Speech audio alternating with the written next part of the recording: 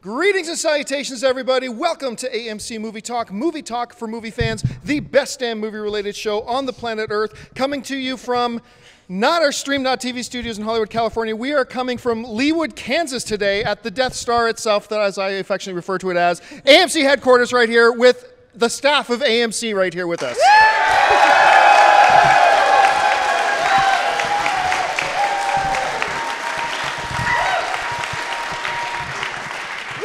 That's awesome. I'm going to first of all introduce the people sitting here with me. Sitting, of course, right beside me, Miss Chris Lee Kennedy. Hello. And, well, yes. I'll take it. Of course, the senior editor of Movie News here, Miss Amy Rose Eisenbach. Hey, guys.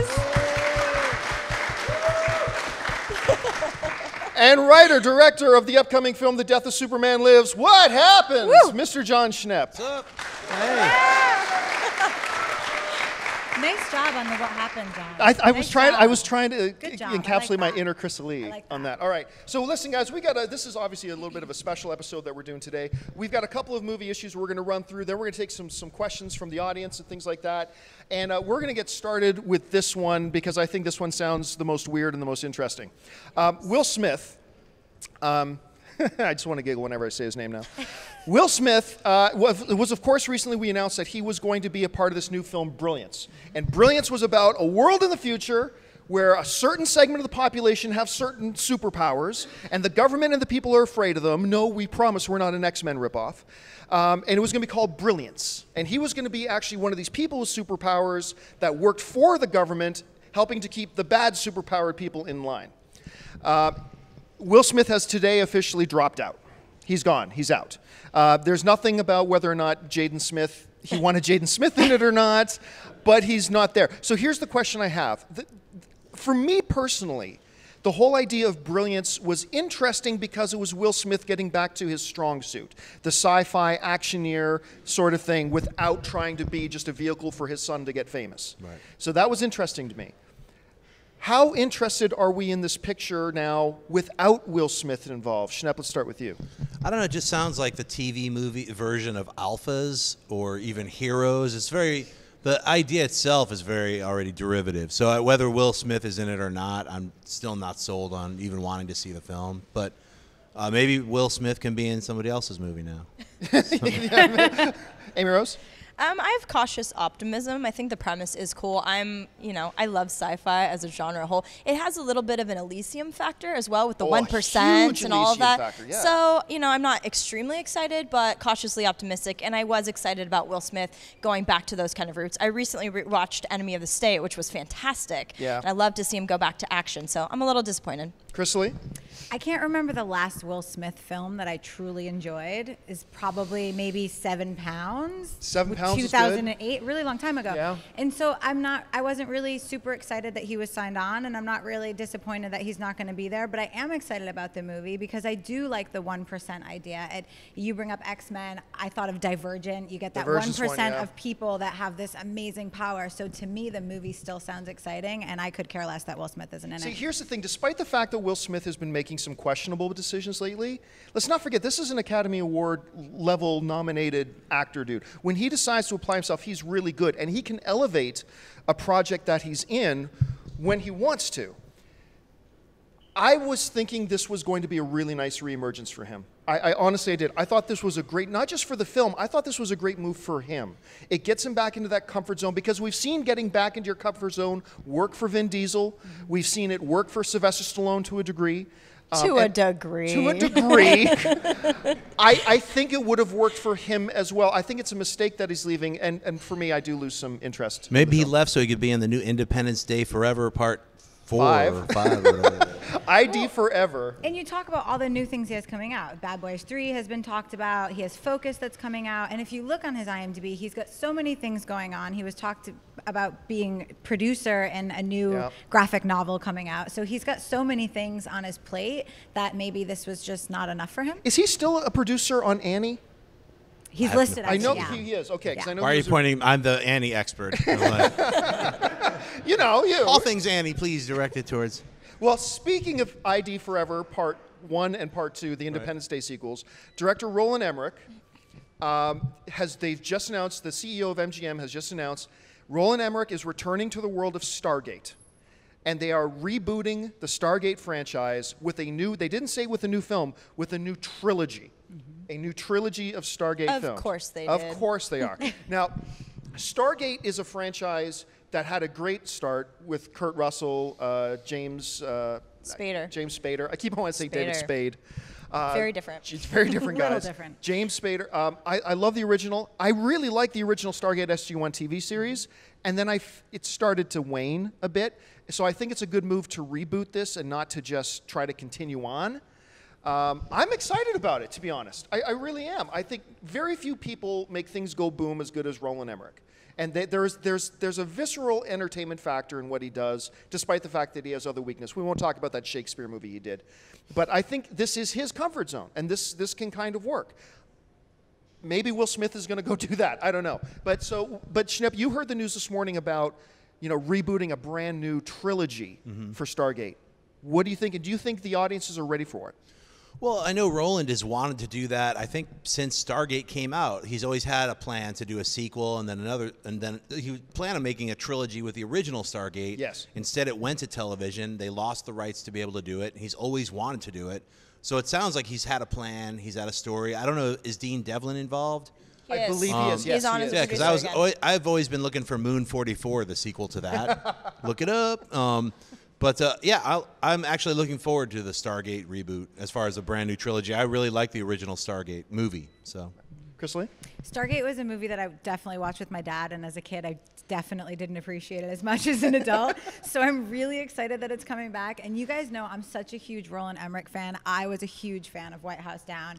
No one can blow up a monument like him. And I mean, he brings back that 80s action movie that I love, that I grew up with. And so when he signs on to anything, I'm automatically excited because stuff's going to blow up. Well, here's something else. I want to get your input on this, Emiros. He's supposed to be doing Independence Day 2 and 3. That's happening. And now he's announcing a trilogy of Stargate movies. How's he going to fit all this in? 2020. Well, are they going to drop something? Are they going to leave Independence Day? Like, how's this going to play out? No, that's his baby. I don't know. I like the consistency factor. I do like that it's Roland and Dean. I do think that's interesting. But it's like you're remaking your own movie. Yeah, and the it's TV weird. series was a lot more popular than the film. So it's interesting that they're rebooting that component of it. I'm kind of neutral. He is the boom master. We can all agree in that.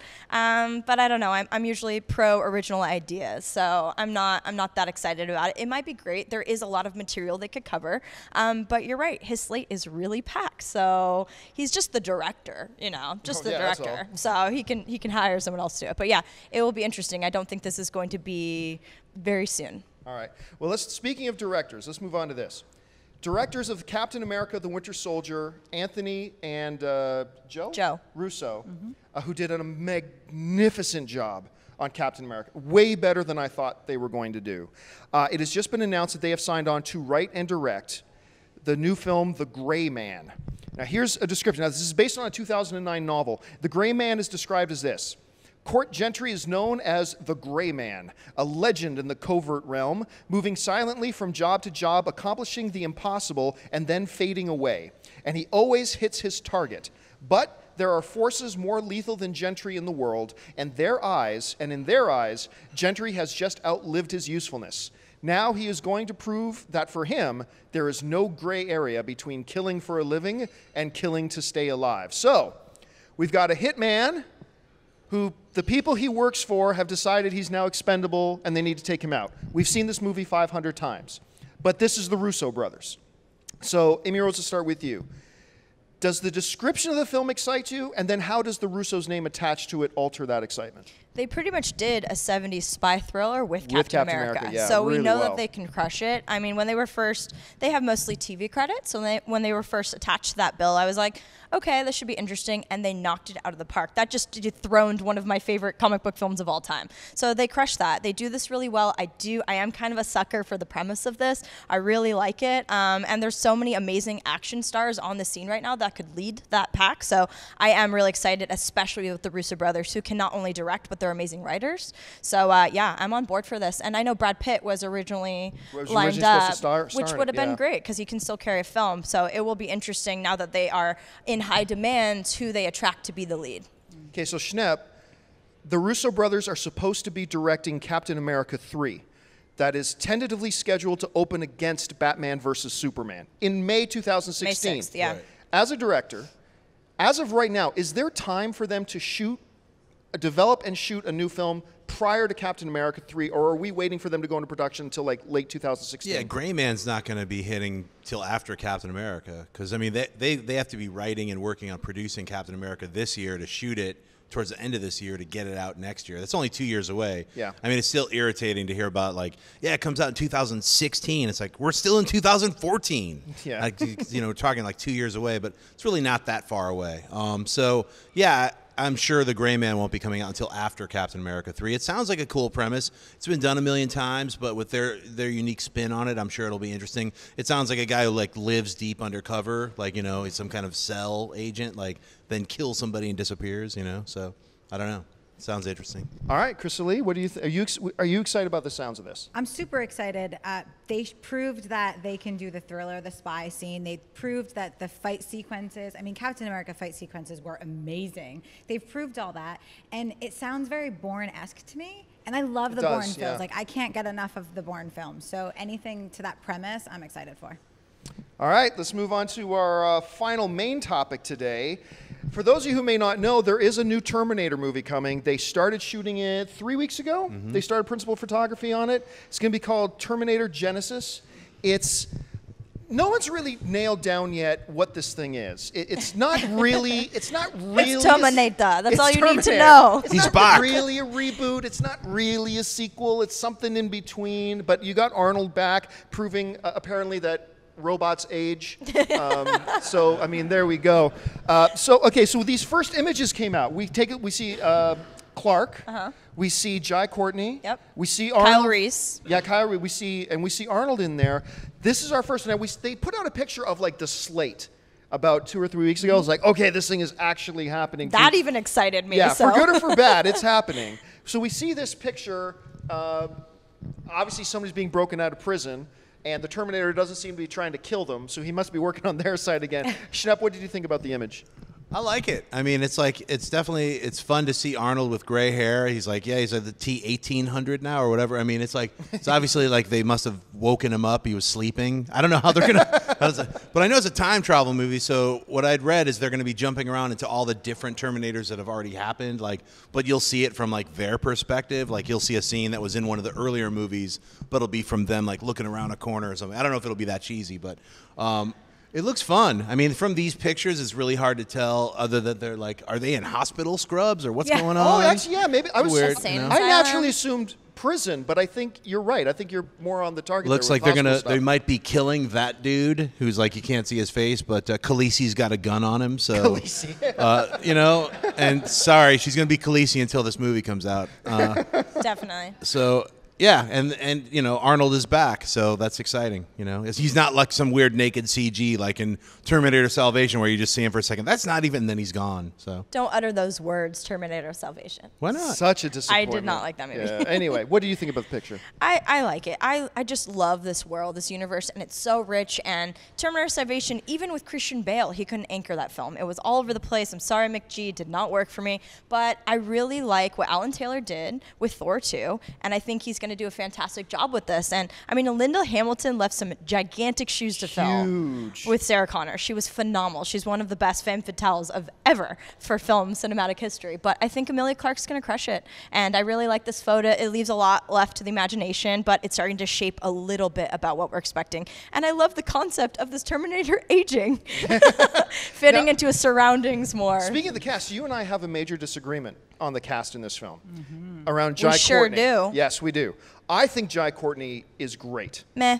Yeah, so there's pretty much the thing. I loved Jai Courtney in, I don't know if any of you guys used to watch the TV show Spartacus when it's on. I love that show. And he played in season 1, he was Spartacus' best friend that Spartacus was forced to kill, and I liked him in that. I thought he was one of the stronger parts of the last Die Hard movie. There were strong parts of the last Die Hard movie? I know. But if there were, I think he was one of them. And I really liked him in Jack Reacher.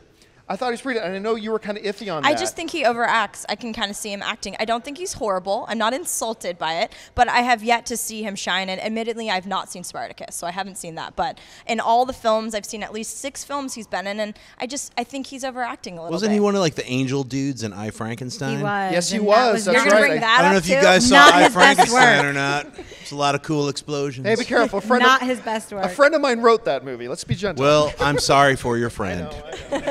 Okay. So it's true. So, Chrisley, well, first of all, your thoughts on the picture, and then how do you like the cast they've got here? Well, first of all, Arnold looks great gray. Like, I does, just spoke yeah. to him a month ago, and he didn't look like that, and he looks great gray. I also, like you, really like Jai Courtney. I loved him in Divergent. You all know I'm a young adult fan. I thought he was great. And my only problem is she looks so awkward holding a gun. And I'm hoping that it's just supposed to be that way because it's the beginning. But like you said, she's got really big shoes to fill. And if she looks that awkward in this picture holding a gun, it makes me a little nervous. They're going to transform it into like a baby CG dragon. I don't know why that bothers me, but it bothers me. She just looks like she doesn't know what she's doing with it, and she should. She's fierce on Game of Thrones, so I don't doubt that we're going to see that happen. I hope so.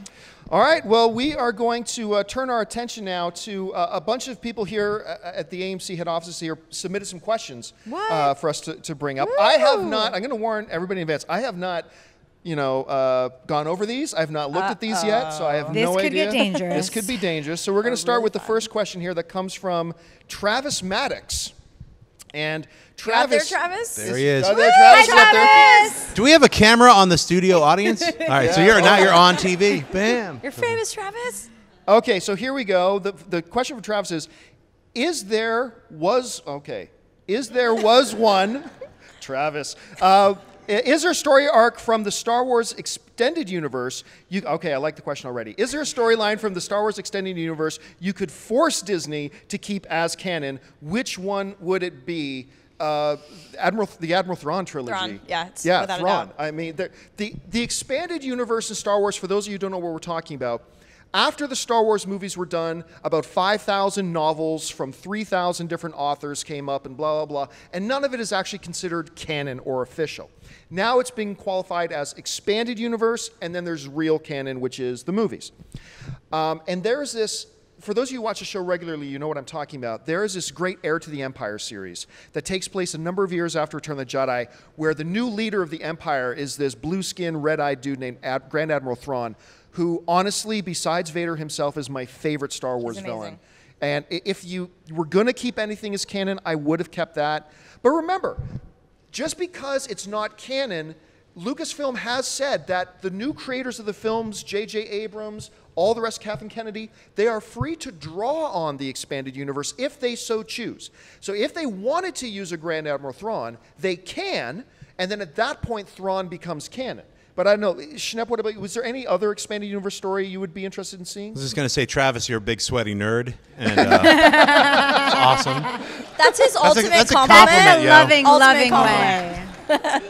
Like, yeah, I mean, Really? Nice. His daughter's middle name is Mara. This guy is a hero. I'm not kidding. That's awesome. Okay, so anyway. All right, so yeah, like the G canon, which we're talking about, is like the Lucas canon versus just the expanded universe, which is just floating about, and they can They now pluck call it things. Legends. They now call it Star Wars Legends. They just pluck whatever they want. So they could, anything that was cool that is not technically canon, they could make it canon. If they want. If they want forward. to. So I'm sure, it's kind of a reboot or a relaunch of everything with JJ's new trilogy. It's going to be a movie every other year.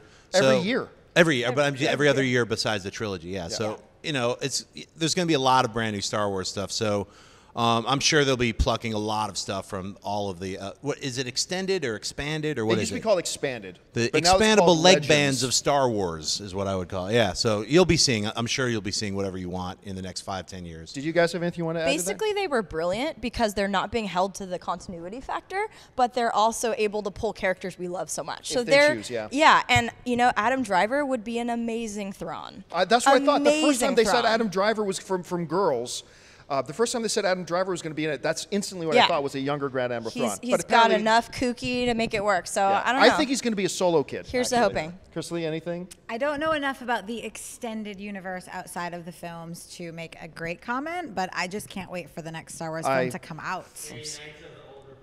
Knights of the Old Republic. Dennis says. Or Max von Sydow as Darth Plagueis. Darth Plagueis, that's a possibility. A lot of people are thinking that. Speculating that. All right, let's fly through a few more here. This one comes from Vince Sola. Is Vince here? And Vince is right beside me, right? It's been officially announced that Gareth Edwards, director of Godzilla and Monsters, has been tapped to direct the upcoming Star Wars spin-off movie. He said in the official announcement that ever since I saw Star Wars, I knew exactly what I wanted to do with the rest of my life. Join the Rebel Alliance. Any speculation as to what character or storyline he'll be taking on? Do you think his statement drops any clues? I don't think his statement drops any clues, but the wild speculation right now is that it's going to be a Boba Fett movie. And Boba Fett, there's a huge, and it'll be taking place prior to the timeline of the new saga. So you're going to have Episode 7, and then if it is a Boba Fett movie, which I think all signs are pointing to that, it'll probably happen in between, what happens in Revenge of the Sith and Episode 7. So there's going to be something in there, I'm guessing, but that's just speculation. Have you guys heard anything different? Flying out of the Sarlacc pit, bam, Western. That would be awesome. I mean, ever since that would be awesome. Ever since they've been talking about spin-off films, we've been hearing the same names: Boba Fett, Yoda. Which Give me I'm a Yoda sorry, film. I love Yoda, but I don't want to see a Yoda spin-off film. Give me a Yoda film. No, Grizzly, no. Sign me up.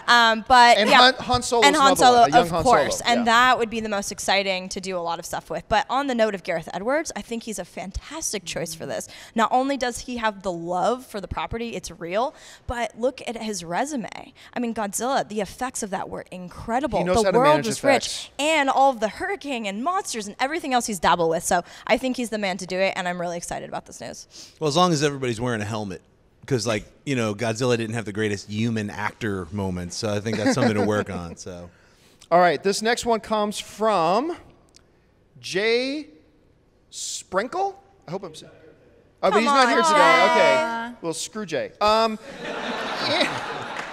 Sprinkle, you failed. Where is he? But I'm going to read his question anyway. In the post-credit, by the way, this is a little bit of a spoiler, but it gives nothing away of the plot of X-Men. But if you Everybody dies at the end. Spoiler.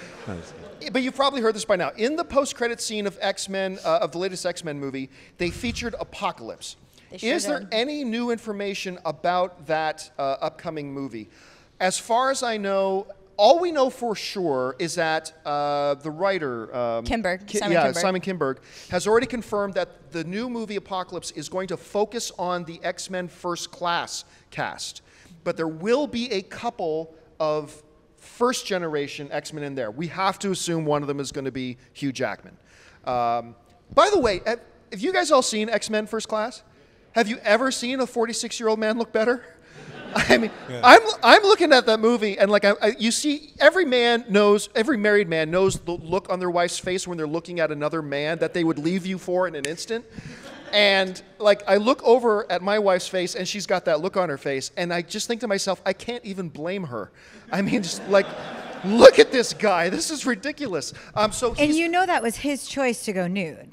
Oh, yeah. They had it written differently. When you look like that, do it. Wolverine doesn't wear boxers or briefs. Yeah.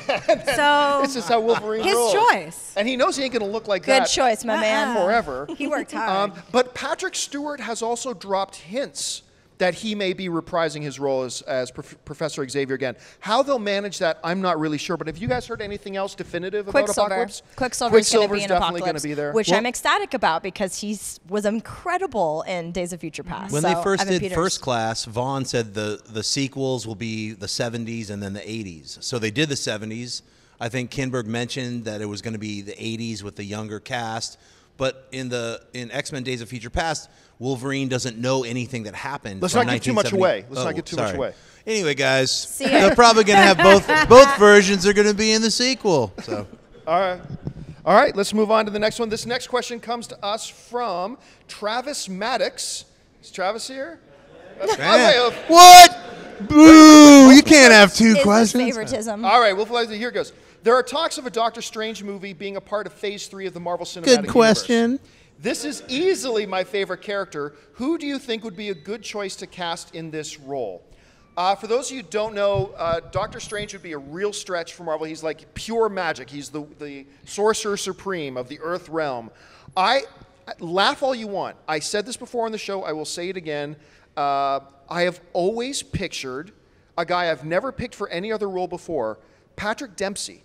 I actually think Patrick Dempsey would be a hell of a good Doctor Strange. Now, there was a lot of talk going on that Johnny Depp was being talked to. I think that's a train wreck waiting to happen. Although I think Depp is amazing, but I don't want to see him in those types of roles anymore. I want to see him doing Black Mass. I want to see him play Harry Houdini. I want to see him go back to the more dramatic kind of, Brasco kind of stuff. So for me, I would pick Patrick Dempsey. Have you guys got any other names? Timothy Oliphant. Oh, Oliphant would be good. He'd be amazing. And when they dropped Stephen Strange in Winter Soldier, I think we all freaked out a little bit. Yeah, when they dropped his name.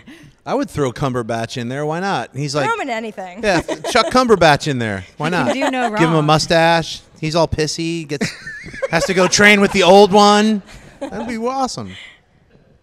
Do you got anybody in mind? I like the Johnny Depp. He's good crazy. He's anybody really here? good at Is crazy. anybody here like checked out Doctor Strange, like the Steve Ditko stuff? Anybody? You? All right. Well, like I said, he's a sweaty nerd. I called it. None of you guys know. Doctor Strange is like if you took mushrooms and acid at the same time and then actually jumped into another dimension. That's what you're waiting for. So look it up. And check how out can Doctor you say Strange. Johnny Depp's not perfect for that? Come on. No, but it's that like is Johnny Depp. not overacty cartoony. It's got to be a little like more grounded because you're already in grounded like kooky. trippy land. All right, we got a serious question here. This is deep. Game face. Ken Van Boven. I don't know if Ken's here. Oh, he's up. Woo! Ken Boven. Van Boven writes, Boven, my mistake. This is a big one. I hate it when filmmakers, seriously, I love this question because I hate it when filmmakers just like a girlfriend in high school string you along and they don't give you anything definitive. I hate that. So this question is, according to the Internet Movie Database, The Death of Superman Lives, What Happened is supposed to come out August 1st. Oh! John, is that just the premiere release? And if so, will that be available to a wider audience? Snap, let's what ask you, happened? when's Death of Superman Lives coming? Guys, let me tell you a little something about making films.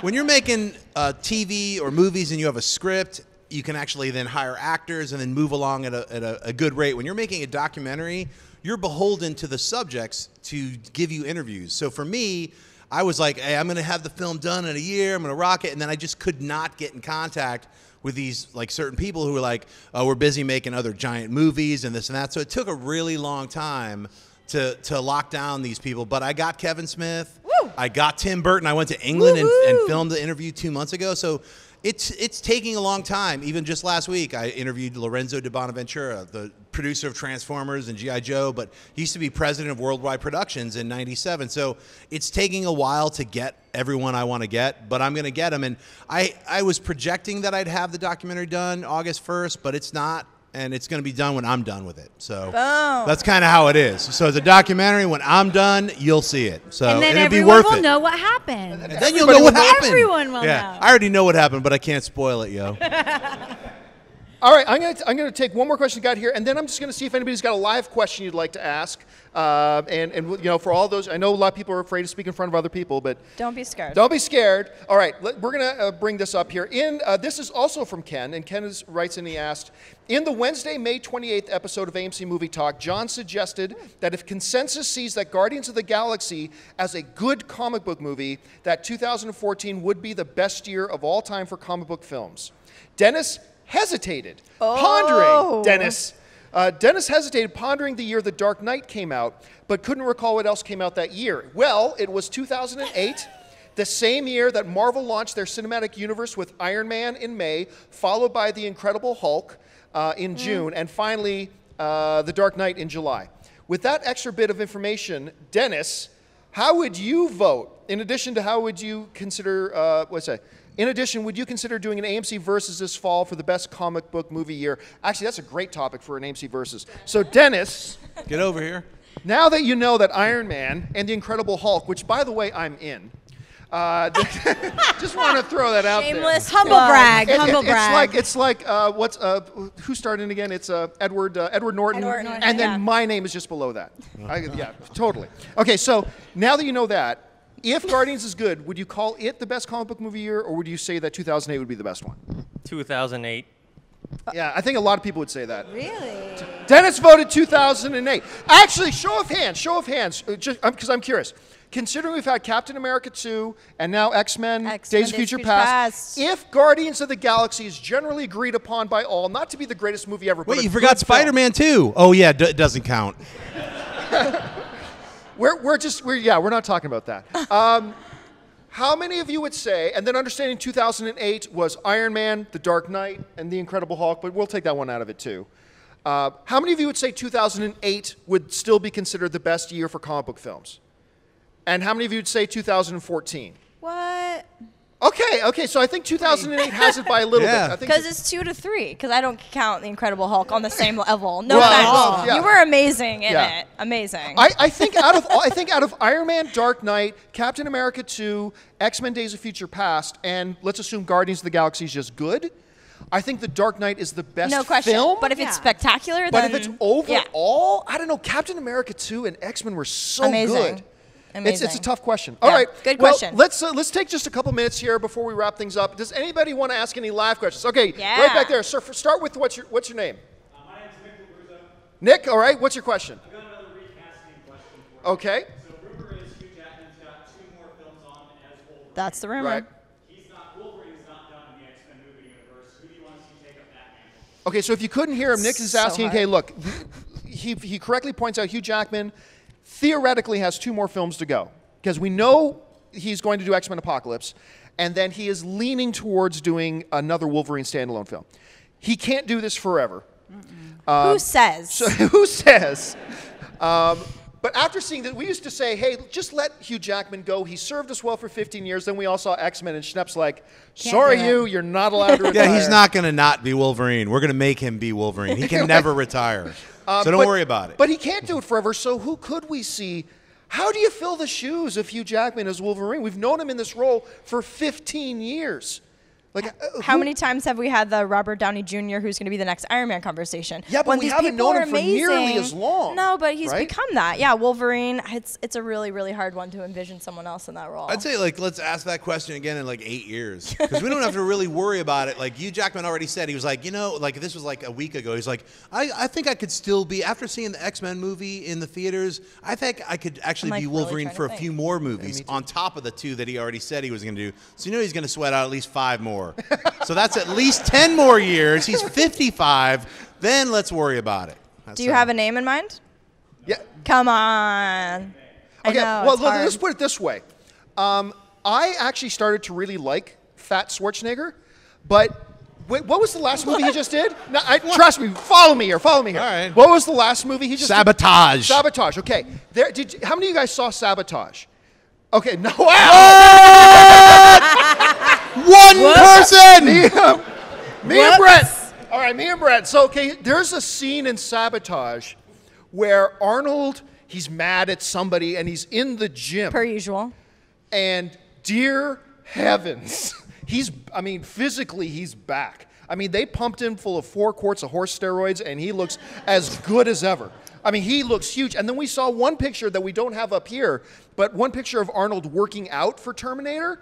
And he's huge. massive. He's huge. So if Arnold can do this into his 60s, why can't Hugh? I'm going to throw a name out there, and the chat boards are going to explode, and I'm going to have 0 followers on Twitter by the end of the show. But I know that you Johnny agree. Depp. No, I know that you. No, he's too pretty. Jack Black. But I know that you and I agree on this person is a good actor, and I don't think that we're going to have to see a new Wolverine for at least 4 or 5 years. And I'm going to say that if his career continues, I could see Zac Efron taking on a role like that someday. no. I completely You can all agree. hate me. No. What? I love you. No, So I no one completely can As agree. Wolverine after Hugh Jackman? What? Yes. I think the man he can has the act, but he's potential. no Wolverine. I think No. that he has the potential to get there. In I 5 agree. years. Seriously, if you, No. I've been preaching the gospel of Zac Efron for a couple of years I now. have too, as an actor, not as He did this Wolverine. little film a couple of years ago that I bet almost nobody here saw. It's called Me and Orson Welles. Yeah. And it was one of those movies for me that completely opened my eyes to this Disney kid. Yeah. That, wow, this dude has chops. And then he's done a couple of little, very, I think, underrated comedies lately. He did that one, Awkward that Awkward Moment, which Moment I actually, was great. I didn't think it was a great movie. He was great in but I thought Neighbors. he was great in it. And I thought he was really strong doing a comedy next to Seth Rogen, one of the most the bigger powerhouses in comedy right now. And he completely held his own. His physique is incredible right now. Give him another 6-7 years. I scruff him up a bit. Yeah. No. I don't know, maybe. No. He was good in the Paperboy, but he's not Wolverine. He's not I just Wolverine. can't personally. No. Give him 5 years and then let's But can talk. you see anybody other than Hugh Jackman as Wolverine right Say now? Nick Offerman. Bang. Nick Offerman. You know what? Jason Momoa is Jason another That's not a guy. bad one. That's not a bad Joe one. Jason Momoa. Magnello would be Joe better than Magnello Zac. would be pretty good, but it'd be interesting to see. All right, do we have any more live ones? We'll take like 2 more and then we'll call it a day. Okay, yes, right here. First of all, what's your name? I'm Jill Town. Hey, Okay, Jill. I have a question for John. I saw that you directed one of the shorts in ABC's of Death, Yes. and I was wondering how you got involved with that and what your inspiration was. All All right. right, first of all, the question was asking that we saw that Schnepp was actually one of the directors in the horror film ABCs of Death, and she's wondering how you got involved in that. How I got involved in that was I was looking to do something different, and I was just scrolling around on the internet, and I saw that they had announced the ABCs of Death. So I was like, you know what? I'm just going to cold email this guy. So I found the producer. I emailed him. Was like, yo, I've been doing Metalocalypse. I want to make a horror movie. What's up? And so he was like, hey, I love everything you've done. This is seriously. He was like, I love all your stuff that you've made, but we've already got all our directors. Maybe something in the next few years. I'd love to work with you. I was like, that's cool. Cut to 5 months later, one of their directors had dropped out, and I was at the top of the list of whatever list he had. And he was like, yo, dude, there's hardly any money. And I was like, no, I'll do it. Awesome. He's like, no, seriously. Like, there's almost no money to do it. I was like, no, I'm in. I'll do it. No, seriously. There's like, and then he was like, told me how much it was. And I was like, wow. No, I'm in. So I did it. And the inspiration for it was they just had a letter. The only letter available was W. So I'd come up with a couple different, like W is for war. I had a couple of different things for what W could be. And then mine was, I don't want to swear, but it became W is for WTF, which is, you guys know what that is.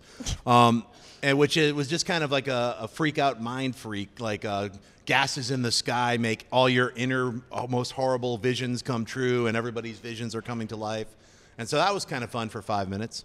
So that's what I pitched him. I was like, I'm gonna make something with everything in it. It's like a weird potpourri of like puppets and mutant clowns and screaming Terry Gilliam babies. And, You had to mention clowns, didn't you? Yeah. So And I don't know, how many of you guys have seen some of his other work? Like, have any of you guys watched Metalocalypse, the Cartoon Network show? He directed that for like 4 years. 8 years. 8 years? Yeah. I didn't even know it was on that Double. long. That's from 2005. I mustn't have paid attention. Yeah. And then he worked on this amazing show that I used to love a long time ago called Space Ghost Coast to Coast, which I thought was just awesome. That's right. So a lot of cool stuff. All right, time for one more question, then we're going to call it a day. Okay, right there. Uh-oh, it's Shane. Dun, dun, Hey, dun. Shane. I love Fletch. It's one of my all-time favorite comedies. I know there's been a lot of talk to reboot it with Yeah. somebody. Jason Sudeikis. That's who's been attached right now. Have you guys heard anything about what's going on? Okay, Shane's asking about Fletch and about now for about 4 solid years. The dude from Scrubs, Zach Braff. Zach Braff was attached to it for like 4 or 5 years. It started getting some momentum. I know 2 of the producers that then came on for it, and then in a cloud of dust, it just disappeared. Now, fast forward a few years now, and we're hearing words about Jason Sudeikis, who I think completely underrated comedy performer right now. He's great. Is he Kansas City boy? Oh, really? right on. Why is he Kansas Jason City boy? Sudeikis! And he's dating Olivia Wilde, Jason Sudeikis. So, I mean, I just love this guy. By the way, I always like to mention this one. He was in this little indie comedy that we did play, and it was called, a weird title, it was called A Good Old Fashioned Orgy, that he did with Leslie Bibb. And You bring this one up a lot. I'm telling you, I think Weird. it's got Lake Bell. It's got a bunch of people from The League. I don't know if you watch that TV show, So The League. funny. It's got a bunch of people from that. And he led it, and he was so good as a lead. Then, of course, he did We're the Millers, showing off that Hilarious he in can that totally movie. lead it. Yeah. I think he's great. Other than that, I've heard nothing except I have been told that make no mistake, it's happening. That's all I've really heard. Just make no mistake, it's happening. It's like, okay, but no one's confirmed for me that Sudeikis is going to do it. Have you guys heard anything different? It was about 2 months ago when that came out, and I haven't heard anything since, but Jason's extremely passionate about it, and he's kind of hot right now, so I think it could happen. Would you personally think that's a good fit? Yeah, I think I've read all of the books, and I think Sudeikis is a better fit than Chevy Chase. Wow, big Kevin words. You know, Didn't I Kevin agree. Smith write a script for it? Wasn't that a while back? I'd read Kevin Smith was originally attached to redo Fletch. He's attached to everything. Macdonald was really an inspiration with writing, and he was attached for a long time and then gave it up because he was writing for Affleck, I think. Okay. Yeah. Okay. I think he'd be a good fit, too. All right. So I think that's it. I don't know how long we've run. We've probably gone a little bit over time, but that's okay. We're allowed. Thank you guys for joining us for AMC Movie Talk. I want to thank, first of all, of course, Miss Chrisley Kennedy. Chrisley, where can people find you online? You guys can find me on Twitter and Instagram at Chrisley. And don't hate me for my Zac Efron comment. I'm on your side. All right. Of course, Amy Rose Eisenbach. Amy Rose, where can people find you? On Twitter and Instagram at Amy Rosie. Thanks so much. Mr. John Schnepp. Schnepp, where can people find you online? You guys can find me at Twitter and Instagram, and if you want to, help me out, you can support me by going to schneppzone.com/SupermanLives. You could donate, and I'm still working in post-production, so I'll be working on it for another 5 months. So thanks. And you can find me on the various social media networks, Instagram, Facebook, Twitter, whatever, just at John Campia. That'll do it for us, folks. And I especially want to thank the staff and crew of AMC for joining us today. Yeah! Thank you so much, guys, for being here. And I'm gonna be. He's gonna kill me for this, but I gotta do this. I've been with AMC now for about 5 years. And I want to thank. I've never done this publicly. Oh. Justin, come on over here. Yeah! So, Gretchen, yes, Dennis says you should Not sit on my awkward lap. at all. Justin, sometimes some of you guys have heard me tell the story that blah blah blah. I was doing this and this and this, and then some guy from AMC recruited me. Right. This is the guy from AMC who recruited me. This is Justin. He's our social media manager. We couldn't do what we do with AMC Movie Talk if it wasn't for Justin and the work he does, and of course Jason, who's here, and Brent and Steven up there, and so many people here. But Justin has always been my main point of contact. And why do you keep me around? Because you're good at it. All right, there we go. Justin, just tell us something just a little bit quick about what's happening on AMC social media these days. Well, this week we have a Maleficent pin giveaway. So AMC Stubs members, you go and see Maleficent. You can get a pin. Yeah, Alicia, that's for you. And I think we have some double feature stuff news coming up, but we're not going to announce it yet. Okay. But this week, Maleficent pin giveaway, AMC Stubs members, Angelina. go see it. Awesome. All right. And guys, just want to remind you right now is a great time to see lots of wonderful films playing at AMC Theaters. Head on over to www.amctheaters.com for your theater, showtime, and movie ticket information. If you haven't done so already, click on that subscribe button and the thumbs up button to let us know that you like this video. And if you want an audio-only version of the show, look in the description of this video and you'll find links to our podcast feed so you can listen to us on the way to work and when your significant other is trying to get you to do other stuff. So that'll do it for us. Thank you so much for joining us for AMC Movie Talk. My name's John Campia, and until next time, bye-bye.